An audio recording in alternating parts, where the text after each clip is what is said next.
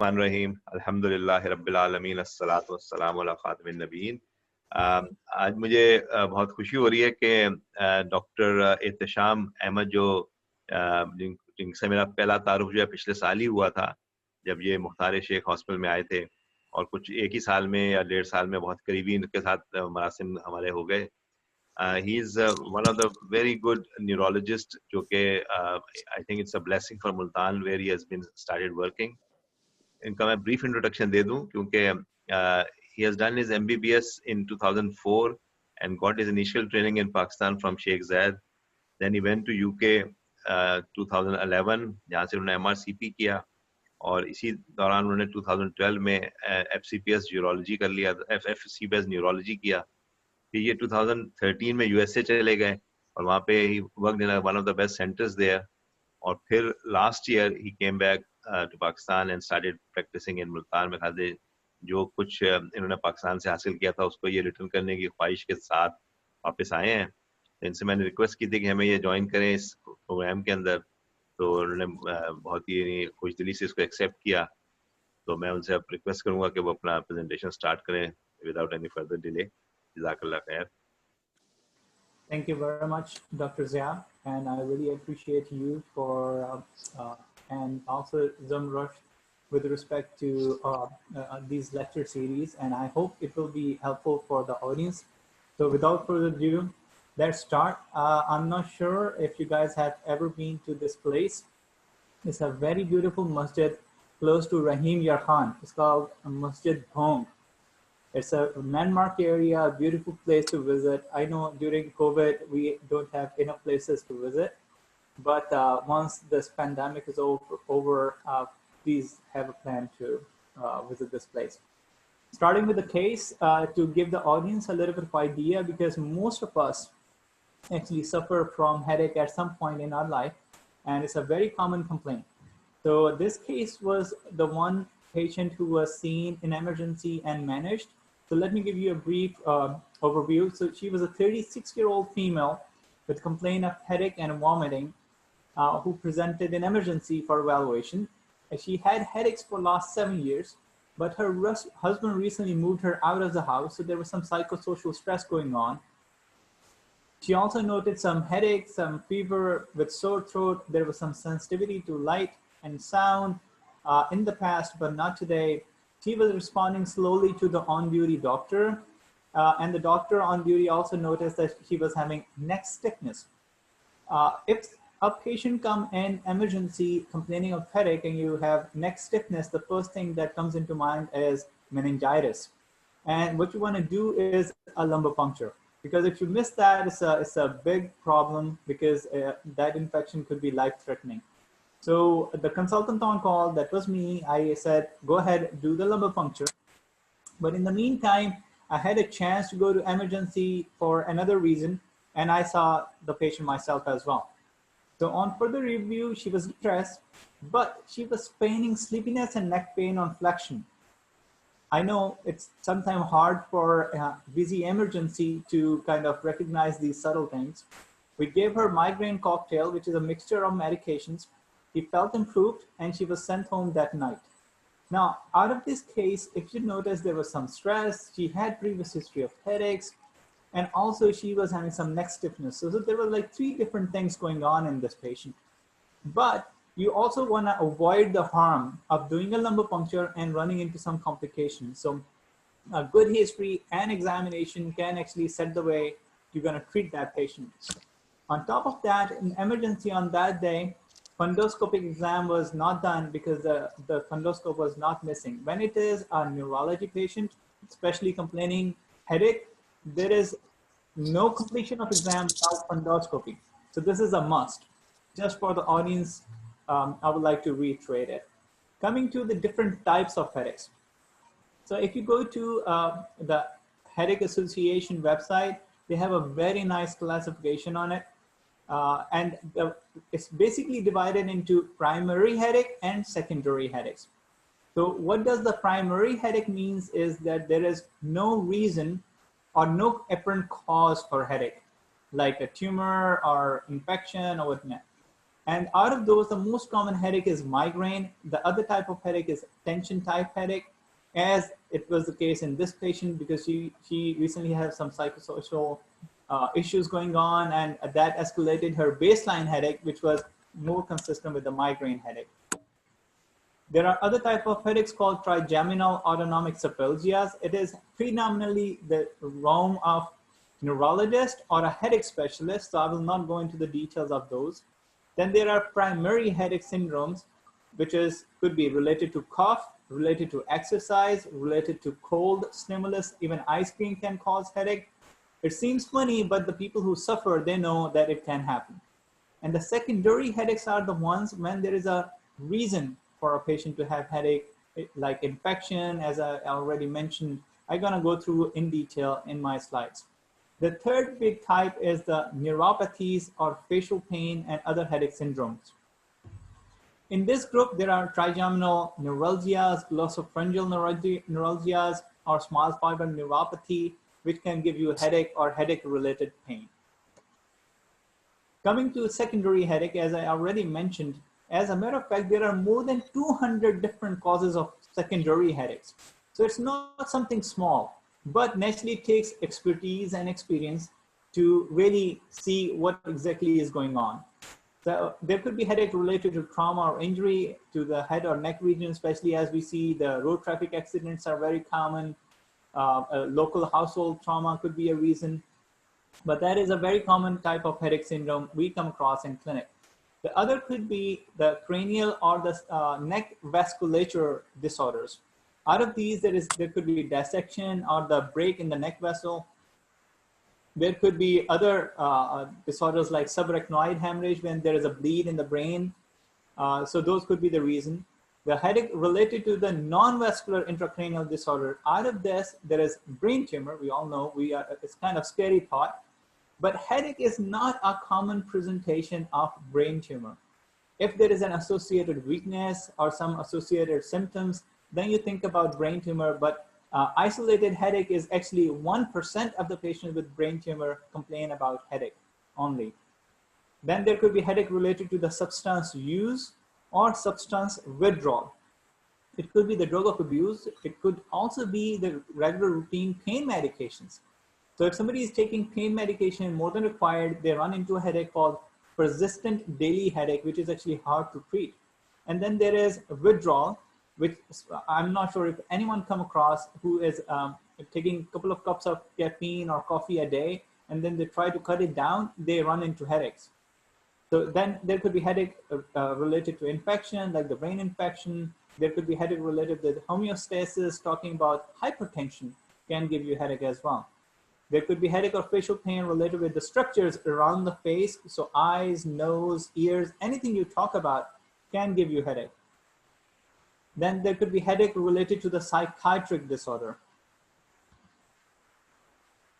This is very important. We should understand as a layman person that the patients who get migraine treatment, 40% of the patients are not satisfied with the treatment. And there could be many reasons for that. And especially in acute cases, when the patient is evaluated in emergency department, like the patient I presented, she was having mainly stress-related problem.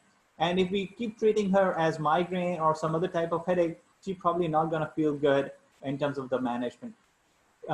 It has been noticed in studies that only 22% of the patients receive migraine-specific treatment, which means that a lot of the patients are not getting targeted treatment. So a physician should be really careful, up to date in terms of the knowledge of how to treat headaches and especially migraines. Then a lot of patients end up getting opiates, barbiturates, which are narcotics or restricted medications, but these are used pretty judiciously, especially in Pakistan. And these medications end up causing dependence and rebound headaches. So these are the kind of little sheet on the symptoms that we should look for if it is something scary or something which needs more detailed evaluation.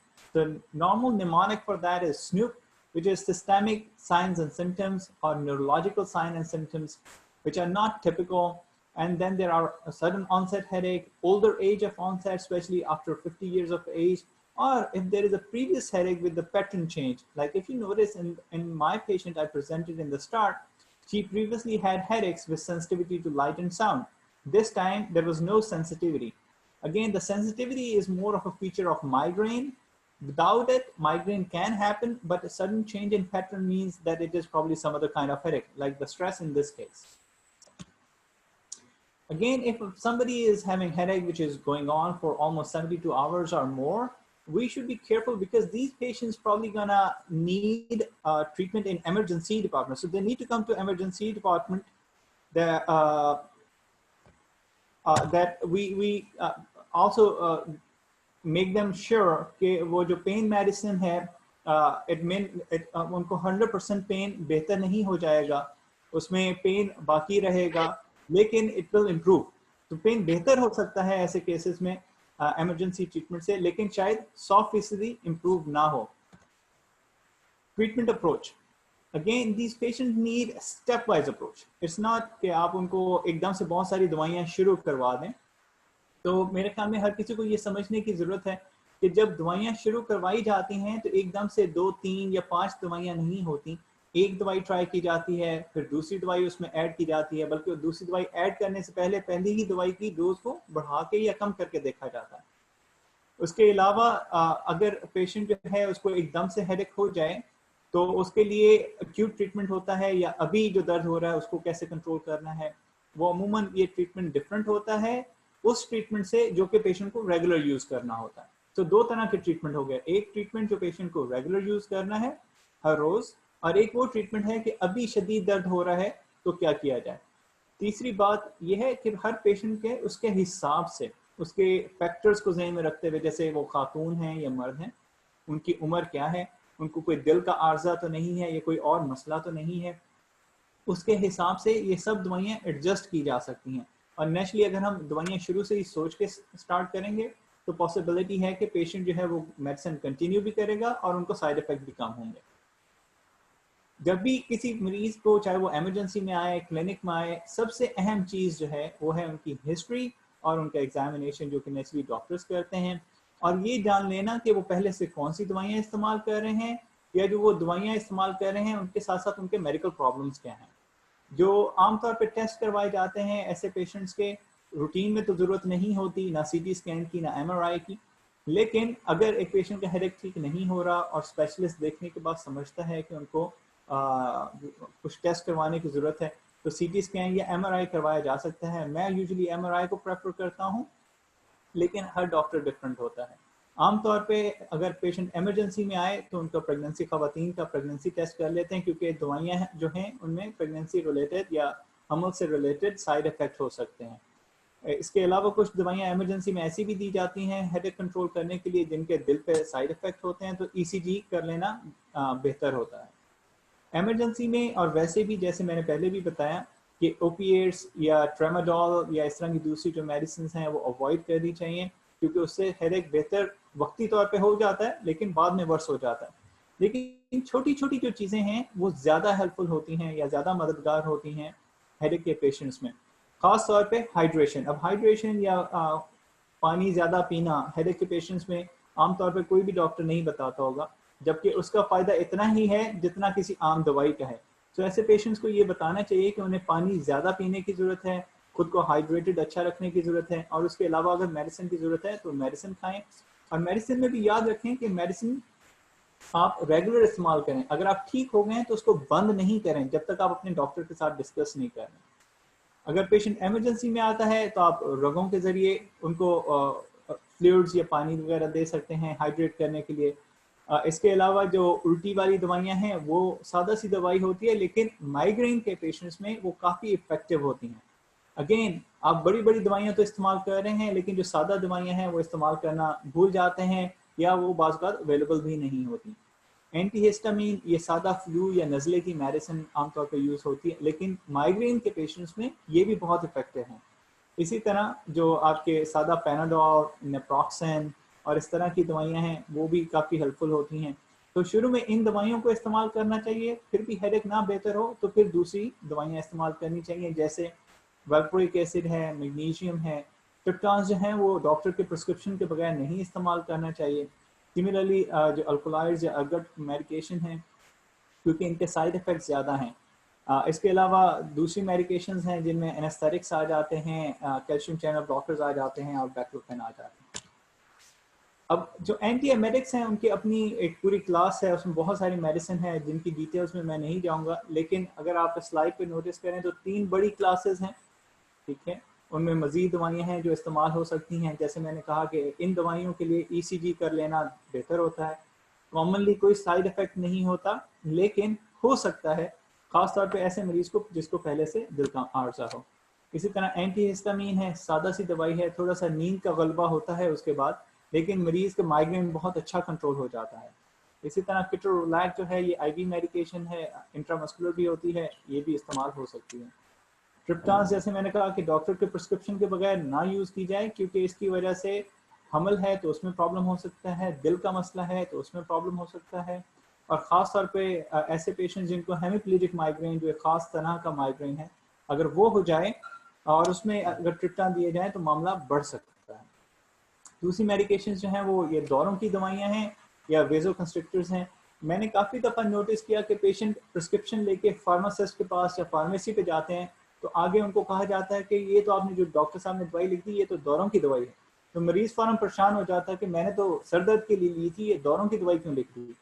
तो दवाइयों के बहुत सारे additional uses होते हैं। आप अपने doctor से पहले ही कंफर्म कर लें कि ये दवाई और भी किस मकसद के लिए यूज़ होती है, लेकिन परेशान नहीं हो, क्योंकि डॉक्टर ने यकीनन किसी वजह से लिखी है। अगर आपको कोई डाउट है या फार्मासिस्ट को डाउट है तो वो डॉक्टर के साथ डबल चेक कर लें। इसी तरह स्टेरॉइड्स हैं, एनेस्थेटिक्स हैं, बैक्लोफेन मेडिसिन हैं, ये हम यूज़ कर सकते हैं, लेकिन उसी वक्त यूज़ करते हैं जब हेडेक आम दवाइयों से कंट्रोल ना हो।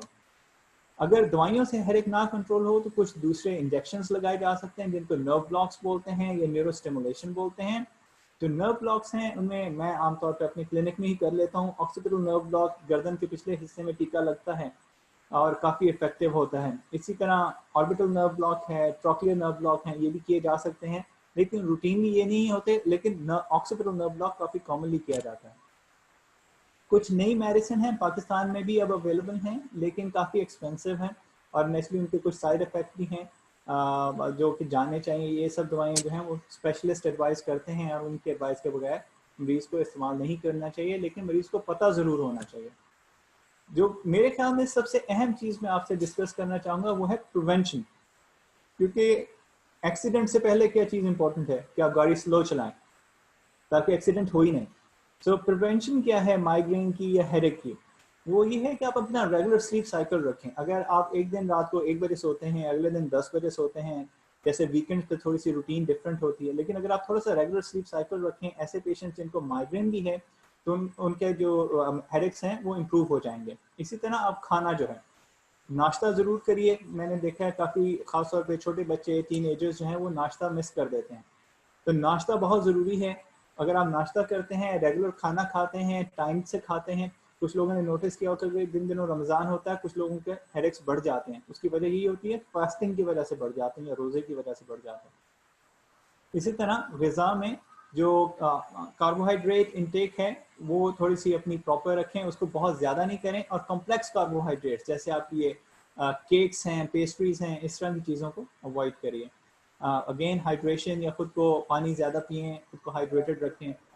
कॉफ़ी इनटेक मैंने पहले भी बताया, इसमें काफ़ी प्रॉब्लम होता है और इसको ग्रेजुअली कम करना चाहिए। सिमिलरली एक्सरसाइज, ये वो चीज़ है जो हर किसी को करना चाहिए, चाहे आपको हेडेक है या नहीं है, क्योंकि ऑलमोस्ट डेली एक्सरसाइज अगर आप करते हैं तो आपके हेडेक्स इम्प्रूव होंगे। मेडिटेशन, बायो फीडबैक, ये फॉरेन में बोलते हैं, लेकिन वैसे आम जुबान में अगर आप नमाज पढ़ते हैं, रेगुलर पढ़ते हैं, तो मेडिटेशन ही है और उससे भी हेडेक में इम्प्रूवमेंट आती है। सिमिलरली अगर स्ट्रेस फैक्टर है तो आप there is something called cognitive behavioural therapy आप कर सकते हैं, ठीक है। उसके लिए और बहुत सारी थेरेपीज हैं जो कर सकते हैं, लेकिन किसी चीज़ को अपने ऊपर तारी नहीं करें। उसको कहते हैं स्टॉप कैटास्ट्रोफाइजिंग, कि आप अपने ऊपर तारी नहीं करें कि ये कितना बड़ा मसला है। इसी तरह ये महसूस करना कि आप पावरफुल हैं, ये चीज़ों को मैनेज कर सकते हैं, आपके स्ट्रेस को मैनेज करने में हेल्प करता है। सिमिलरली नेक एक्सरसाइजेस की जा सकती हैं। ऐसा भी नोटिस किया गया है जो पेशेंट्स ग्लूटेन ज़्यादा लेते हैं, अगर वो ग्लूटेन इंटेक कम कर दें یا گلوٹن سینسٹیوٹی اگر ان کو ہے اور وہ اس کو کم کر دیں تو اس سے بھی ان کے ہیڈیکس امپروو ہو جاتے ہیں. اگین ہائپوگلائسیمیا یعنی شوگر کم نہیں ہونی چاہیے. آپ ریگولر میل لیتے رہیے, تھوڑے تھوڑے وقفے سے تھوڑا تھوڑا کھاتے رہیے, جو کہ کافی ہیلدی ہے. اس کے علاوہ چاکلیٹ, چیز اور الکوہول وغیرہ جو ہیں ان سے بھی ہیڈیکس ورس ہوتے ہیں. یہ ہمارے پچھلے سال کے مختار شیخ ہاسپٹل کے نیورولوجی کلینک کے نمبرز ہیں. ہم نے تقریباً 231 پیشنٹ دیکھے. یہ تقریباً 1 مہینہ اور 1 سال اور 5 مہینے کا ڈیٹا ہے, جن میں پیڈیاٹرک پیشنٹس جو تھے وہ 16 تھے, مائیگرین پیشنٹس 120 تھے. تو اگر آپ باقی شیٹ پہ نوٹس کریں تو سب سے کامن ہیڈیک ٹائپ جو ہے سوسائٹی میں وہ مائیگرین ہے. ایسے ہیڈیکس جن کا نہیں شروع میں پتہ چل سکا کہ وہ کس طرح کے ہیڈیک پیشنٹس ہیں, وہ 51 تھے. ٹینشن ٹائپ ہیڈیک 13 پیشنٹس میں تھا. پوسٹ کنکشن یا ٹراما سے ریلیٹڈ ہیڈیک 10 پیشنٹس میں تھا. آکسیپیٹل نیورالجیا جو تھا وہ 10 میں تھا, اور ٹرائجمنل نیورالجیا 8 پیشنٹ میں تھا. اس کے علاوہ کافی کامن ہوتا ہے میڈیکیشن اوور یوز ہیڈیک ہے, اور دوسری ہیڈیک ورائٹیز ہیں. So the summary for today's talk is کہ سب سے امپورٹنٹ کی کمپوننٹ ٹو مینیج از کہ آپ سب سے پہلے یہ ریکگنائز کریں کہ ہیڈیک سنڈروم ہے کون سی. اس کے بعد کسی ڈاکٹر کو دکھا کے اپنی ہسٹری اینڈ ایگزامینیشن کمپلیٹ کریے, تاکہ کسی مزید ورک اپ کی ضرورت نہیں ہے, کسی سی ٹی ایم آر آئی کی ضرورت نہیں ہے, اور وہ ڈاکٹر ہی دیکھ لے گا کہ کوئی ایسی چیز یا ریڈ فلیگ سائنس تو نہیں ہے کہ ہمیں مزید ایم آر آئی وغیرہ کروانے کی ضرورت ہے. آپ بے شک ڈاکٹرس کو بھی بتائیے کہ آپ کو اوپیٹس یا ٹریماڈول یا اس طرح کی میڈیسن پرسکرائب نہ کریں, ایمرجنسی میں بھی اور کلینک میں بھی. اور ہائیڈریشن جو ہے یا پانی کا پینا بہت ضروری ہے. اور یہ بھی نوٹس کیا گیا ہے کہ دوائیاں جو ہیں وہ لو ڈوز زیادہ ایفیکیشیس ہوتی ہیں, زیادہ ٹالریبل ہوتی ہیں. اگر شروع سے ہی ہائی ڈوز شروع کر دیں گے تو پیشنٹ کے لیے بڑا اس کے سائڈ افیکٹس بھی ہو جاتے ہیں, اور اس کی ٹالریبلٹی بھی کم ہو جاتی ہے, اور زیادہ چانس ہے کہ کچھ عرصے کے بعد مریض دوائی لینا چھوڑ دے گا. ریئرلی ایڈمیشن کی ضرورت پڑتی ہے, اور لیکن یہ کہ وہ it depends on severity of the ہیڈیکس.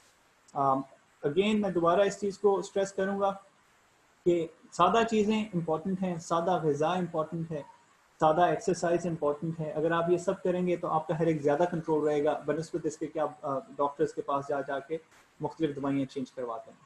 Thank you very much. I am happy to take any questions. جزاک اللہ خیر doctor Ehtesham, it was very useful talk, اور بہت میری اپنی معلومات میں بہت اضافہ ہوا اس کو سننے کے بعد. جہاں اور لوگ ابھی سوچ رہے ہیں کوشچنس کے بارے میں, یہ جو میگرین ہے اگر یہ بار بار ہوتا ہے تو کیا اس کا اثر جو ہے وہ لانگ ٹرم میں کسی چیز پہ پڑ سکتا ہے؟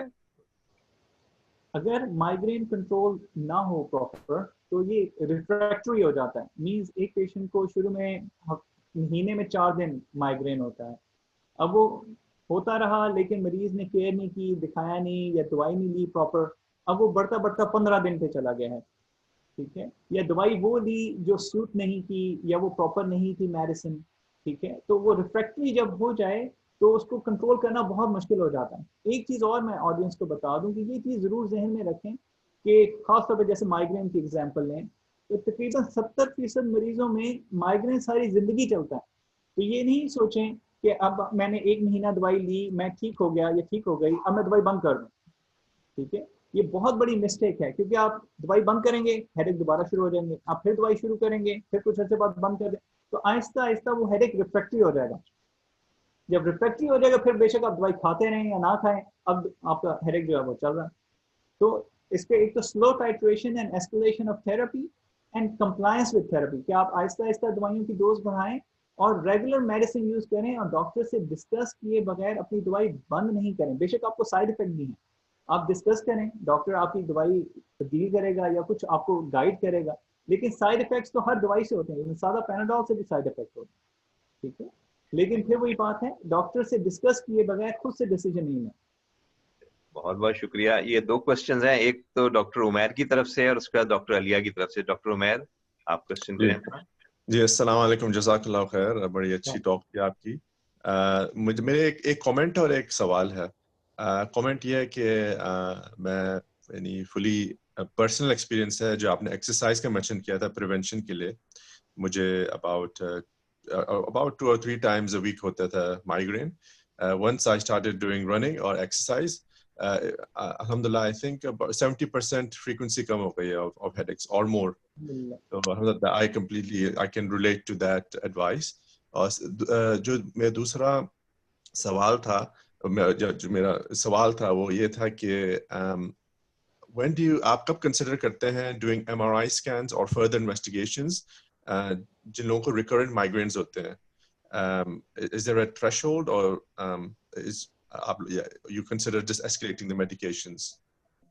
So एक तो वो जो स्नूप हमने डिस्कस किया था, so if there are red flag signs, then we should do brain imaging. American Academy of Neurology and Headache Society recommend at least one imaging in a lifetime. अब वो चाहे CT scan हो या चाहे वो MRI हो. My go-to is क्योंकि almost 10 some percentage of population exactly मेरे ज़हन में नहीं, but I think around 10% of the population do have some kind of intracranial pathology. ठीक है, जैसे कुछ patients को incidental meningiomas निकल आते हैं, ठीक है, but that will not be obvious on the CT scan at all. अगर वो छोटा सा meningioma है, छोटी सी pathology है, तो वो obvious नहीं होगी. Similarly, sinusitis है, ear problems हैं, वो CT पे इतने obvious नहीं होते जितने MRI पे होते हैं. So I just preferably like to do an MRI to do one imaging and get over with this. Again, अगर वो stoop में से कुछ पॉजिटिव हो या पेशेंट का पैटर्न चेंज हो जाए, जैसे अभी तक जब से मैं काम कर रहा हूँ यहाँ पे, हमारे पास कोई 3 पेशेंट ऐसे हैं जो ब्रेन ट्यूमर के साथ आए and they were having one of them was actually having headache, ठीक है, and the rest were having other signs and symptoms as well. So again, you have to think about that patient. That patient was just 42 years old, ठीक है. So there are many factors, इसलिए अपने clinician से proper evaluation करवाएं. And if there are red flag signs, then imaging करवाई जा सकती है. But otherwise, once in a lifetime. अब वो कभी भी करवा लें, not necessarily in the start of the treatment. Thanks very much. दूसरा सवाल डॉक्टर अलिया की तरफ से है.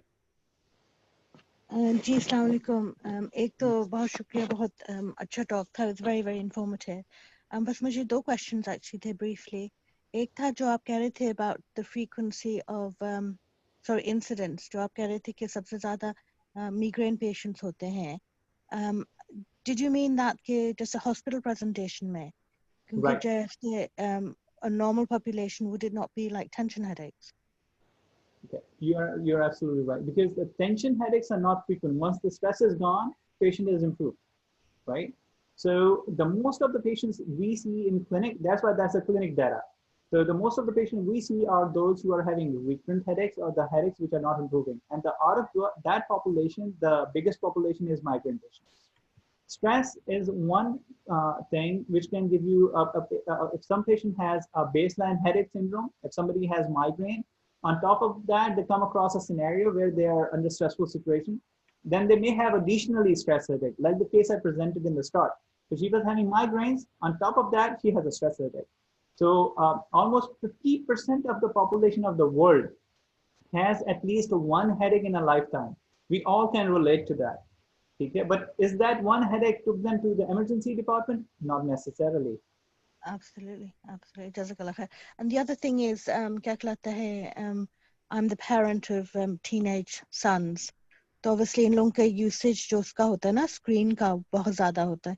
एक तो पढ़ाई के सिलसिले में, और फिर दूसरा जो आजकल के, especially with lockdown, you know, computer usage because of playing games and everything. इस वजह से भी obviously headaches तो होते होंगे, लेकिन क्या कहलाता है, people have this idea कि अगर आप special glasses वगैरह पहने या like I think blue light filtering glasses and stuff. तो मतलब, have you come across this? Yes, I know all that. So first of all, for pediatric migraine, till the age of 16, according to the CHAMP trial, the patient shouldn't be on any prophylaxis medicine. So the trial says that ये जो बाकी interventions बताई थी, these are more effective than the medication in pediatric migraine. So we have to adjust the screen time, exercise, diet, sleep, and all these things. Mm-hmm. Okay? So that is very important. Acha, it's not only the special tinted glasses, okay? So there are different piercing patterns as well. So I have noticed people having this inner part of the ear pierced because it helps with migraines as well. Again, these are the alternative options. It's like 15 to 20% benefit with all these. Again, in individual patient, that's why I mentioned there is an individualized treatment. So some patients feel good with something different. It's totally fine. ये एक question है doctor, शुक्रिया। Thanks very much, doctor Rafiq Lakhani की तरफ से। Doctor Rafiq Lakhani, Right. Assalamu alaikum. Mashallah, it was a very nice lecture.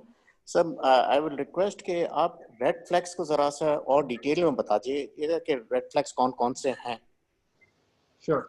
So when it just up in presentation one. So when we talk about the red flag signs, so the more importantly it is the, let me share the screen again. Sorry, it will be easier that way if people can see it. Okay. So age, as I already mentioned, 50 years and above. If somebody didn't have headache in their life and now they are complaining about headache, so we need to look into that. So older population also have higher chances of having a brain tumor. So that's why, or some other pathology. So systemic signs, like talking about fever, chills, rash, अगर किसी का weight loss हो रहा है, particularly ask for weight loss, night sweats, okay? Because this is not something usual, okay? And if patient says so, then I'll go ahead and do the imaging, but I also do some blood labs as well. क्योंकि वो imaging पे नहीं आएगा, ज़्यादा blood labs पे आएगा. अगर there is focal deficit, weakness है एक side की, दूसरी तरफ की कोई और neurological abnormality है, then we should do the brain imaging. If it's a sudden headache, the life-threatening headaches, sometimes like subarachnoid hemorrhage, जो है वो sudden severe headache होता है. Excuse me. There is another syndrome called reversible cerebrovascular vasoconstriction syndrome. Again, that's a sudden severe headache. So we need to do imaging in those cases. And lastly, if someone has headache in the past, but there's a pattern change, okay, in that case, we should do the imaging. So these are the kind of the red flag signs. किसी के ज़हन में और कोई और question हो?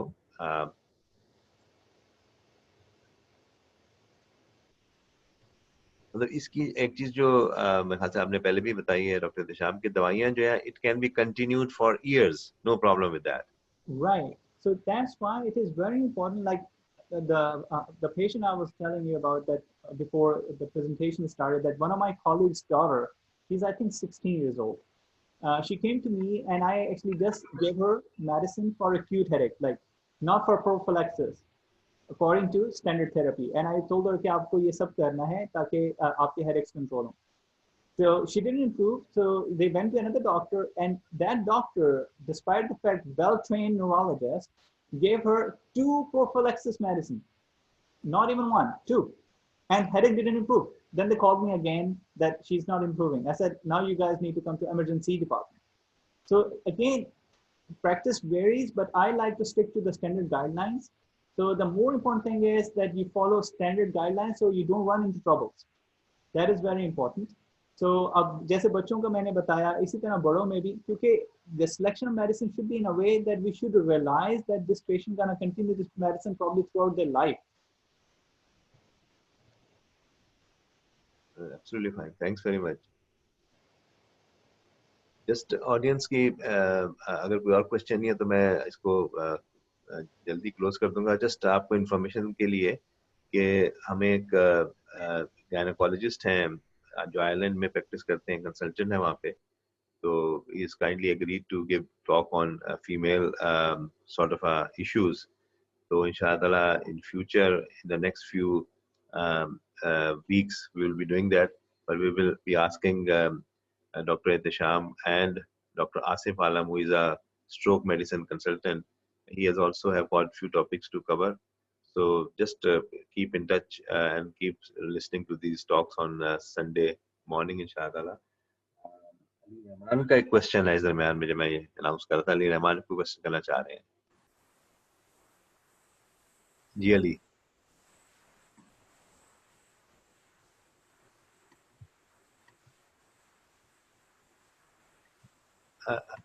अली आप question करें.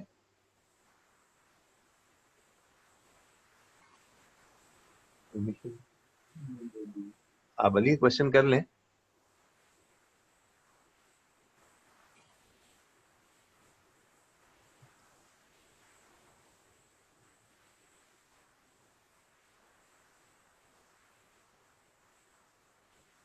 मेरे ख्याल से किसी वजह से अली का क्वेश्चन जो है वो hello sir, can you hear me?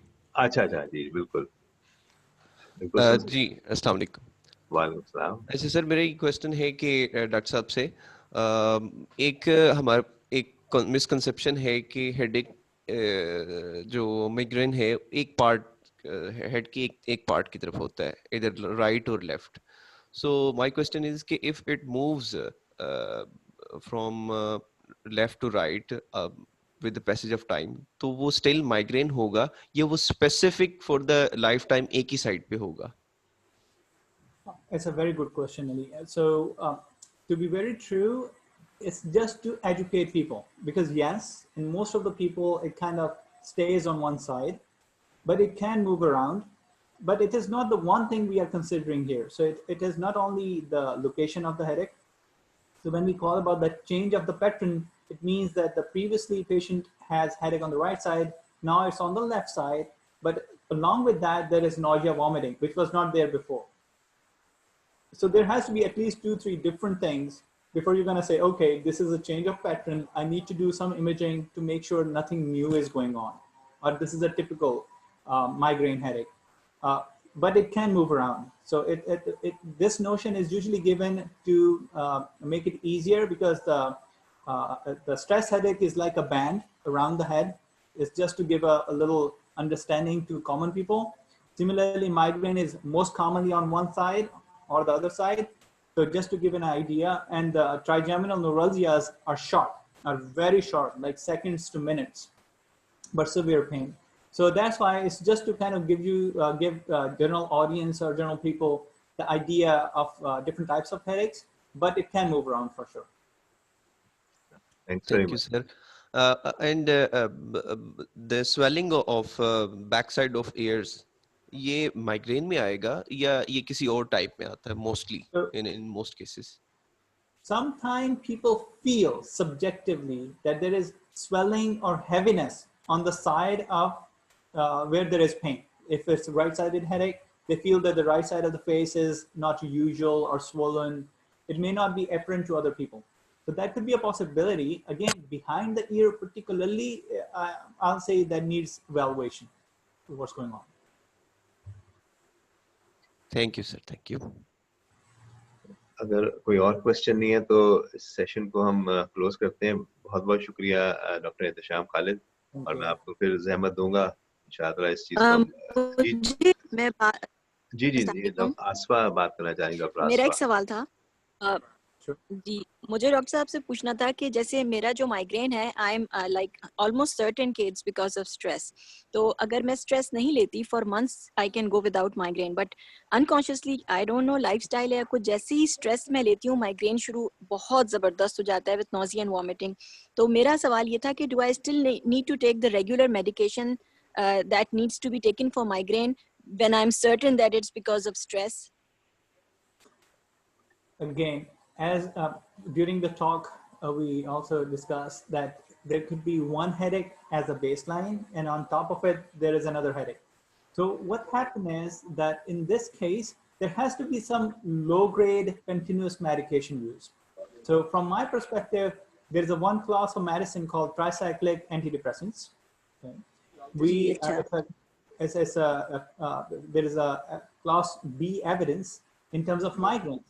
So if somebody who comes to me with a stressful personality and they have a job or anything which make them or make her or him having stress recurrently, I'll give them some low dose tricyclic antidepressant as a baseline, because it will let that person manage stress as well as migraine. So it's kind of hitting two with one.